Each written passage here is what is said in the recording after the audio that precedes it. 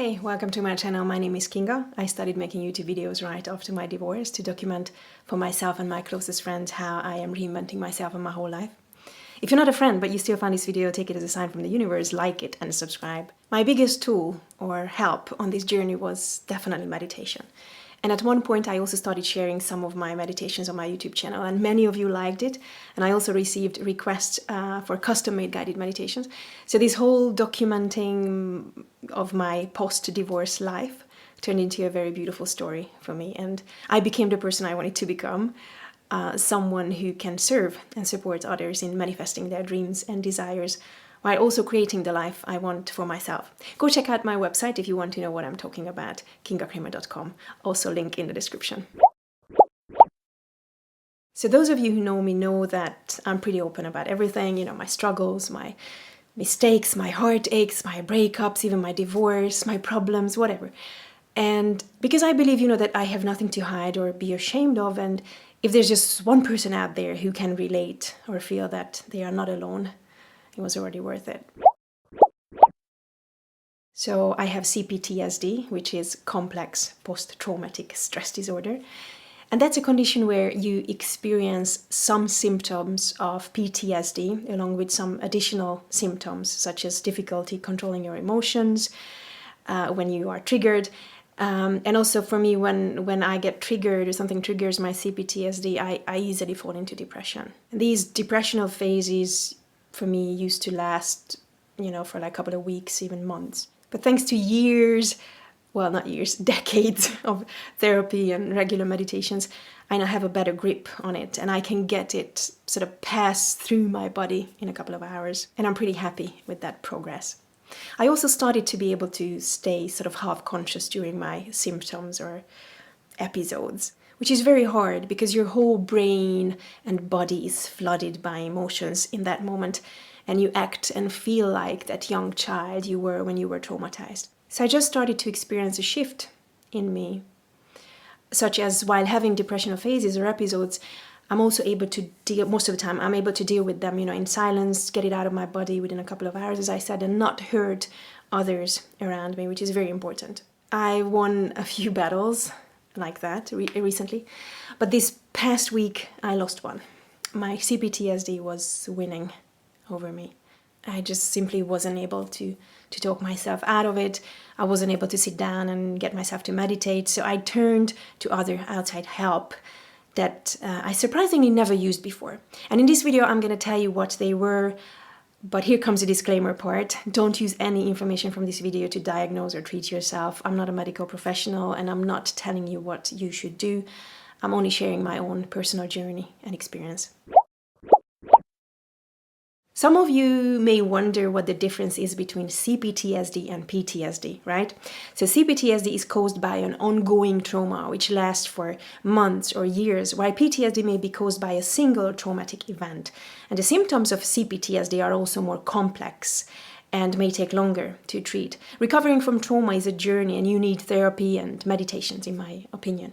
If you want to know my whole CPTSD toolbox and what helped me to become this more conscious during the times I'm triggered, please go and watch my video I made not long ago, link in the description.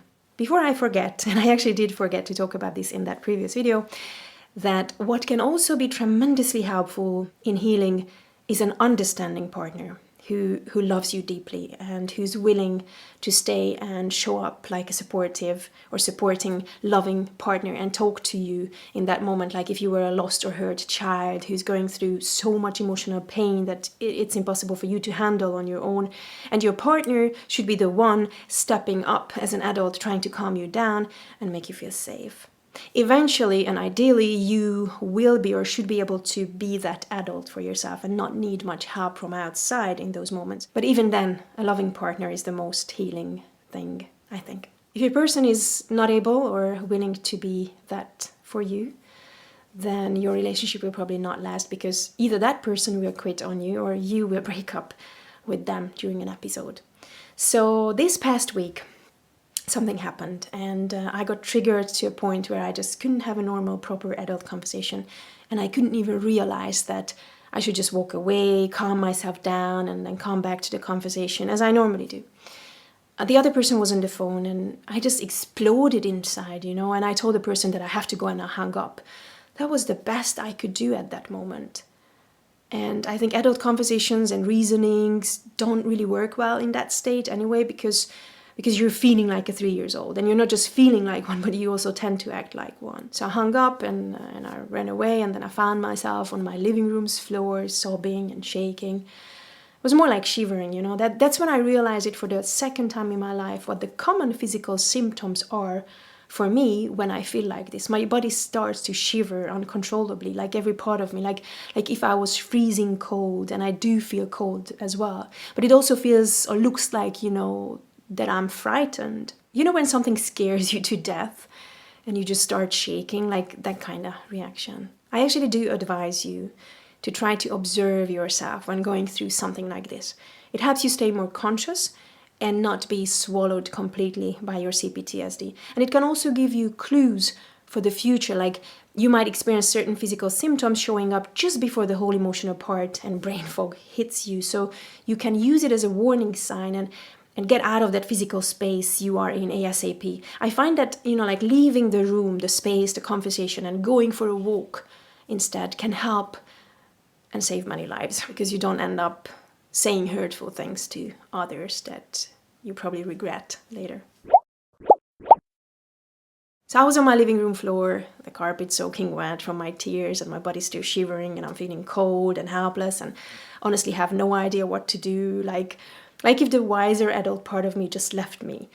And I was back at being that traumatized kid. And I'm sorry that I'm becoming a bit emotional, this is very recent.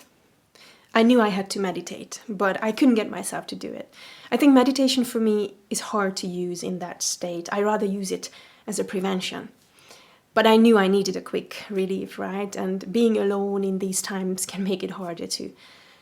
And I felt that my trauma was from childhood and related to my family and growing up. So I decided to give a call to my mom, and I told her not to ask any questions, just tell me repeatedly that she loves me and I'm safe, to sort of overwrite those programs. Luckily, I caught her in the right mood and right time, because the last time I did this, I didn't get her in the right mood and the right time, and she actually just... Not intentionally, obviously, but she actually made it worse for me, and then it just pushed me down even deeper. So this time I was pretty scared to give her a call, but I was really hoping for the best, and I feel very lucky that I called her at that particular time and she responded the way she did. If I called her 2 minutes later, she would have been busy, so I was super lucky. So she was telling me things like, I love you, I'm holding you tight, and everything a loving mom would tell their 3-year-old to calm them. It was very soothing, and I'm glad she was so cooperative. My mom, who works with homeopathy apart from many other things, also suggested that I take a homeopathic remedy called pulsatilla. You should see my kitchen cupboards. I have like a whole pharmacy at home filled with alternative stuff like Schüssler salts, homeopathic remedies, Bach flower essences. And I don't normally know which one to take, I just always call my mom. So this pulsatilla is, I believe it's made of a medicinal herb, and it's good for anxiety. And my mom called it the hugging remedy because it makes you feel like you are being hugged and loved. I also ran a hot bath, dropped some calming essential oil blends into it, and I took this pill. It's not something you're supposed to swallow, it's more like you just put it under your tongue and you let it melt. And I swear in 5 minutes, I was feeling calm and at peace with myself. It was a lifesaver, and I believe it was a combination of my mom's words, the hot bath, the essential oil, and the pulsatilla. Again, please don't use this video to diagnose or treat yourself, always seek professional help. But I thought to share what just worked for me because I never tried any of the above, and especially not as a combination, but I'm glad I did this time. And I will keep this recipe in my mind for future potential CPTSD phases. And as an extra tip, number 4 of what I did, I went to bed early because I felt extremely exhausted, and I fell asleep in 5 minutes thanks to listening to my evening meditation, which I just recently published on my YouTube, link in the description. It's free to listen, and I really think that you should go and give it a try, because this meditation not just helps me fall asleep quick, but it also calms me and makes me sleep throughout the night without waking up, and that's pretty rare for me. And after that, I wake up like rested, in the next morning. Anyways, if you have CPTSD and you found something that worked for you and you want to share it with us, feel free to leave a comment below. I would also appreciate if you liked, shared, subscribed, or not, whatever, like whatever feels good to you. Hope to keep in touch. Take care. Bye-bye.